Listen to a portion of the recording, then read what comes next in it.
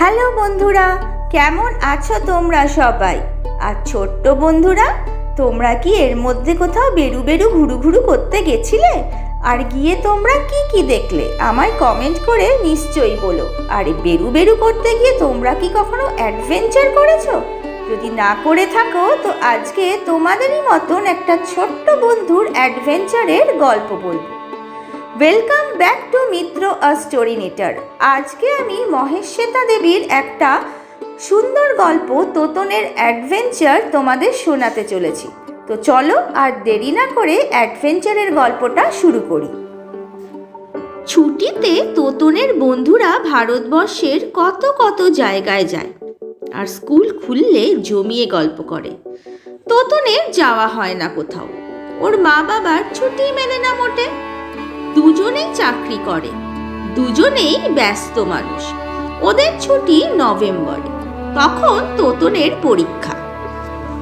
তাই তোতন কখনো জানে না রোটাং পাশের নরম বরফ পেরিয়ে যেতে জুন মাসে কি যে মজা। ও জানে না যে গোপালপুরে অক্টোবরের সমুদ্রে স্নান করে বালি মাখা টাটকা মাছ কিনে আনতে কেমন লাগে। ও তো চিল্কা হ্রদের জেলেদের নৌকায় ভাসেইনি কখনো। কত সমুদ্র, কত পাহাড়, কত মরুভূমি, কিছুই ও দেখেনি। তাই ও এই ছুটিতে চলে গেল পিসির বাড়ি শালগড়া। ঝাড়গ্রামকে পেছনে রেখে পিসে মশাইয়ের জিপে চেপে অনেক দূরে এক ছোট্ট গ্রাম। পিসে মশাই সেখানে ক্ষেত খামার করেছেন, চিনেবাদাম, কপি, আরো কত কি। ওদের বাড়িটা একেবারে বাংলো ধরনের। বাড়ির পাশেই শালবন, বাগানের কোনায় শাল গাছের মাথা কেটে তার উপরে পিসে মশাইয়ের ছেলে কোকো একটা লক কেবিন বানিয়েছে। পিসে মশাই বললেন, কোকো তো তার পিসির বাড়ি, তুই এসেছিস তোর পিসির বাড়ি, লক কেবিনটা এখন তোর হয়ে গেল। পিসি বলল, লক কেবিন হলে কিন্তু সঙ্গী চাই, তোকে তীরের রাজা সোমরাইকে সঙ্গী করে দিচ্ছি। তোতন প্রথমটা সব কথা বোঝেনি, তারপর বুঝলো পিসে মশাইয়ের ডান হাত হলো কয়েকজন সাঁওতাল, তারাই চাষবাস করে। তাদের ছেলে সোমরাই বেশ বাংলা বলে, শান্ত হাসিমুখ ছেলে। তোতনের চেয়ে বড়ই হবে, কিন্তু পরে দ্বিতীয় শ্রেণীতে। এতে তোতনের অবাক হয়েছিল প্রথমে, তারপর বুঝেছিল ওরা ছোটবেলা থেকেই কাজকর্ম করে, সুবিধে মতন পড়তে যায়। তাই তোতনের মতন ঠিক বয়সে ঠিক ক্লাসে পড়া ওদের হয় না। সোমরাই এ বাড়িতে চমৎকার জালের ঘরে মুরগি পুষেছে। পিসে মশাই ওকে নাকি মুরগি পালনের ট্রেনিং করাবেন, তারপর ওর সঙ্গে মুরগির ব্যবসা করবেন। পিসে মশাইকেও খুব ভালো লাগতো তোতনের। হাফ প্যান্ট আর গেঞ্জি আর জুতো পরে দৌড়ে বেড়াচ্ছেন যাকে বলে একেবারে। শালগড়ায় এসে কোথাও না যাবার দুঃখ ভুলে গেল তোতন। পেট ভরে ডিম, মুরগির মাংস, গরম রুটি খাও।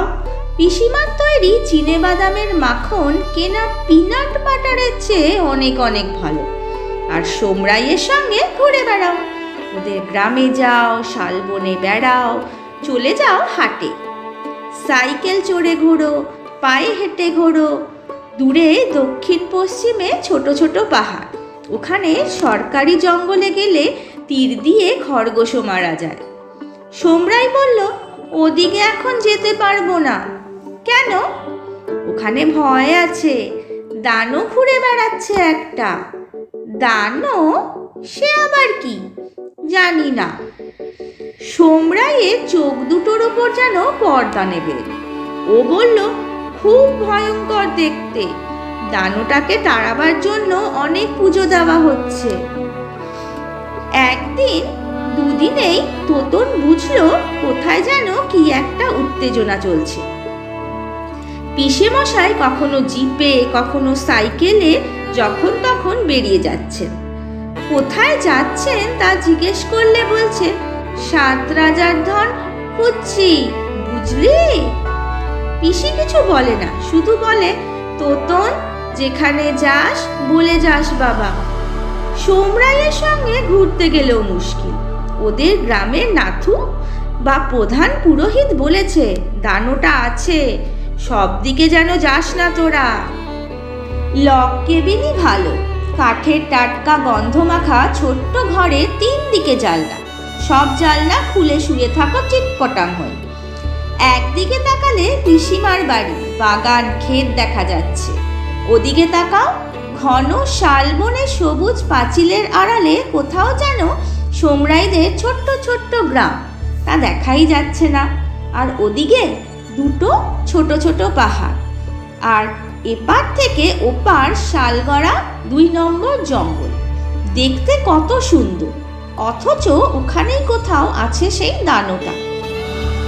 লক কেবিন থেকেই তোতন পোড়া কাঠের খুঁটি, জড়ানো জালের বান্ডিল, ভাঙা টালিগুলো দেখছিল। সবই ঢেকে গেছে ঘন সবুজ শ্যাওলায়, অনেক দিন পড়ে আছে, বর্ষার জল পেয়েছে। সোমরাই বলল, কি দেখছো? ওগুলো কি? সোমরাই মস্ত নিঃশ্বাস ফেলল, বলল, তীরের রাজার কাণ্ড। আসল তীরের রাজা ছিল ওই পর্বত হাসদা। বাবুর মুরগির ঘর ছিল মস্ত, সেই ঘরও ওর বানানো, আর ঘরের এক পাশে ও ঘুমোতো। তীর ছুঁড়ে উড়ন্ত পাখি নামিয়ে ফেলতো। চলে গেছে। গত বছর খুব মদ খেয়ে ঘুমোচ্ছিল, টুপি উল্টে পড়ে ঘরে আগুন লেগে যায়। তারপরে ঘর জ্বলল, মুরগি মরে গেল, আর পর্বত তো পুড়ে গেল খুব।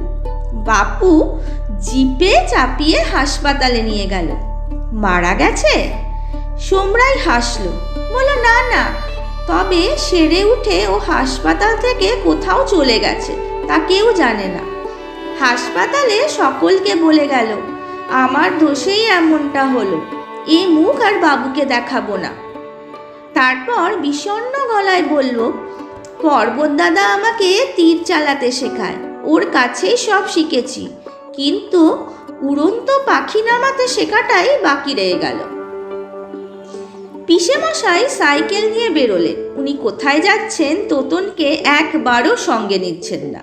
তোতন বলল, ওই পাহাড়ে যাবে না? না না, দানো আছে। তোতন তখনই ঠিক করলো যে ও কাল একা একা চলে যাবে, দানোর ভয় ও করে না। পিসিও রাতে বলল, দানো, ভূত, ডাইনি এসবে ওদের কেউ কেউ বিশ্বাস করে বটে, তবে ওসব আমি তো কখনো দেখিনি। কিছু দেখনি কখনো? না না, এরকম জঙ্গলের জায়গা কোনো অ্যাডভেঞ্চার করনি?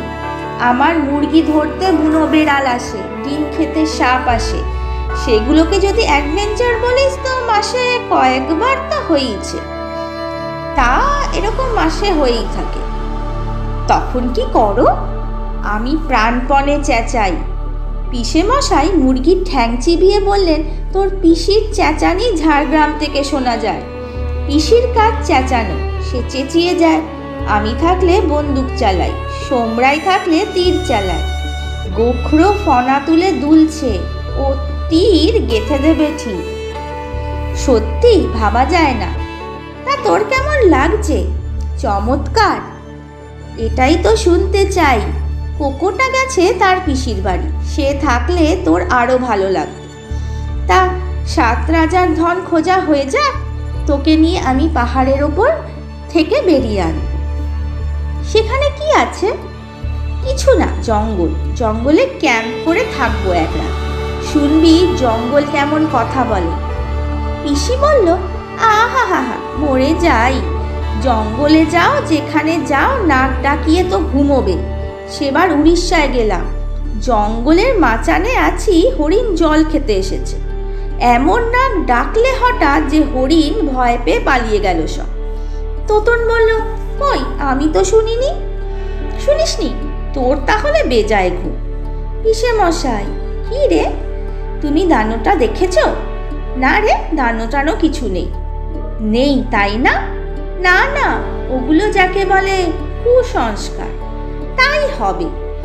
তোতন যেন খানিকটা জোর পেল। পরদিন ও কাক ভরে উঠেছিল। উঠে হাত মুখ ধুয়ে পিসির জাল আলমারি থেকে বড় বড় কয়েকটা পেয়ারা হাতিয়ে নিয়ে বেরিয়ে পড়েছিল। ওর বয়স এখন 11। কলকাতায় বড় স্কুলে পড়ে। তোতন ওসব দানো টানো ভয় করে না। ঝকঝকে সকালে ভয় কি, রাতের আধার তো নয়। দক্ষিণ পশ্চিম দিকে ও দৌড়েছিল। পাহাড়কে কত কাছে মনে হয়, পাহাড় কত দূরে থাকে। হাঁটতে হাঁটতে কখন পিসিমার বাড়ি, শালগলার শালবন সব চলে গেল দূরে। ছোট ছোট গ্রামও চলে গেছে পিছনে। তোতন যখন সরকারি জঙ্গলে পৌঁছলো তখন সূর্য মাথার ওপর উঠে গেছে। এই তাহলে সেই জঙ্গল। এখানেই আসে না সোমরাই, অথচ এখানে এলেই ও খরগোশ মারতে পারে। না মারলেই ভালো। খরগোশদের কান লম্বা, গায়ে কত লোম, দেখলেই ভালোবাসতে ইচ্ছে করে। জঙ্গলটায় অনেক গাছ, বেশ সবুজ সবুজ ছায়া, আর বেশ ঠান্ডা। কিন্তু এখনো অবধি কোনো মানুষ চোখে পড়ে। তোতন এখন বাড়ি ফিরতে চায়। জল তেষ্টা পেয়েছে, খিদেও পেয়েছে। বেরোবার পথ খুঁজতে গিয়ে তোতন বুঝেছিল জঙ্গলে সব গাছপালা একই রকম দেখায়। পথ খুঁজে পাওয়া বেশ কঠিন, কিন্তু ভয় পেয়ে গেলেই মুশকিল। তাহলে সাহস চলে যাবে। তার চেয়ে ওপর পানে ওঠা যাক। উঁচুতে উঠে একটা গাছে চেপে ও বাড়িটা কোন দিকে তা খুঁজে নেবে। ওপর পানে উঠতে গিয়েই ও দানোটাকে দেখেছিল। ভীষণ বিকৃত মুখ, একদিকে চোখ নেই, সেখানে খানিকটা পোড়া চামড়া, আর একটা চোখে কোনো লোম নেই। মাথায় চুল নেই, কোঁচকানো চামড়া, সে এক বিকৃত বিভৎস মূর্তি। দানোটা গাছের নিচে বসে কি যেন খাচ্ছিল। মা গো, পাখি পুড়িয়ে খাচ্ছে। ওকে দেখে দানোটা বিকৃত গলায় কি যে বলল, তারপর উঠে দাঁড়ালো। ব্যাস, তোতন পিছন ফিরে দে ছুট। ও ছুটছে, দানোটাও ছুটছে। তোতন ছুটতে ছুটতে কাঁদতে লাগলো। ভয়, কি ভীষণ ভয়। ওদের দুজনকেই পিসে মশাইয়ের দলটা ধরে ফেললো, ঘিরে ফেলে। পিসে মশাই চেঁচিয়ে উঠেছিল, পর্বত। তারপর দানোটার হাত চেপে ধরে পিসে মশাইয়ের সে কি গর্জন। তুই হাসপাতাল থেকে পালালি, আর এখানে দানোর কথা উঠে গেল। আমি তোকে কয়েকদিন ধরে খুঁজে বেড়াচ্ছি। তোতন, তুই ভয় পেয়েছিলি? হঠাৎ দেখলে ভয় পাবারই কথা। তোতন আর মাথা তোলে না, খুব লজ্জা পেয়েছে সে। সোমরাই তো পর্বতের কথা বলেছিল। তোতন তো সেসব জানতো, ওর মনে পড়া উচিত ছিল। ইস, ভয় পেয়ে গেল তোতন। কি লজ্জা, কি লজ্জা।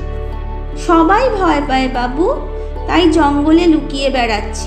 ছেলেটা ভয় পেয়ে গেল, আমি ওকে বোঝাবো, জিজ্ঞাসা করব তুমি কাদের ছেলে, তা ও দৌড়চ্ছে, আমিও দৌড়চ্ছি।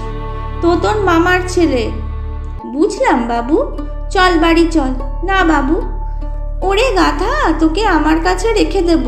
দৌড়চ্ছিস, পাখি মেরে খাচ্ছিস, হাত পা তো ঠিকই আছে।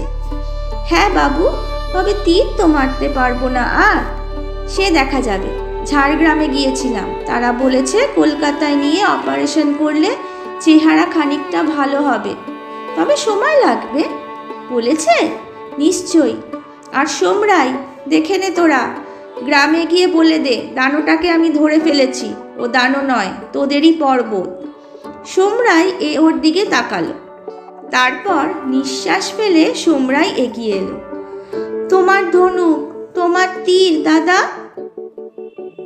পর্বত হাসদা ধনুকের গায়ে হাত বোলায় আর এক চোখে কাঁদে। আমি তো পারবো না আর, তোকেই এখন তীরের রাজা হতে হবে। দেখো তো পারো কিনা। দেখবো, দেখো। তোতন চোখ তুলল। ওই তো ও ধনুক তুলেছে, তীরের মুখ ঠিক করছে। এক চোখে দেখছে খুঁজে কোথাও পাতার আড়ালে পাখি আছে কিনা। ওই তো তীরের রাজা, এখন তোকে দেখে আর ভয় করছে না। তোতন পিসে মশাইয়ের হাত ধরল। এখন মনে মনে বলল, পরে শুনিয়ে বলবে। পিসে মশাই, হাসপাতালে প্লাস্টিক সার্জারি করে পর্বতকে তুমি একটু অন্যরকম করে দিও। কত বইয়ে প্লাস্টিক সার্জারির কথা আমি পড়েছি। পিসে মশাই বললেন, এখানেই গেলে বসা যাক। পিসি খাবার, জল, চা সব দিয়েছে, খাওয়া যাক। ভাগ্য তুই বেরিয়েছিলি। বেঁচে গেল, নইলে না খেয়ে মরে যেত। দানো বলে কেউ হয়তো মেরেই দিত। কি যে হতো কিছুই বলা যায় না। না, আমি খুব খুশি হয়েছি তোতন। তোকেই আমি আমার শটগানটা দেব, আরো বড় হ তোকেই দেব। তোতন পর্বতকে দেখছে, এখনো পাখি খুঁজছে। তোতনও ভীষণ খুশি। বাবা মায়ের সঙ্গে পুতু পুতু করে বেরিয়ে আসে তার বন্ধুরা। তোতনের মতন সত্যিকারের অ্যাডভেঞ্চার তারা করেছে কখনো? পর্বত একটা হরিয়াল বিঁধল। সাঁওতাল সবাই আনন্দ করছে। সোমরাইয়ের বাবা বলল, তোতন তোকে কাঁধে চাপিয়ে নিয়ে যাই, চল, খুব ছুটেছিস তো আজ। ইস, তোতন মাথা নাড়ল দুদিকে।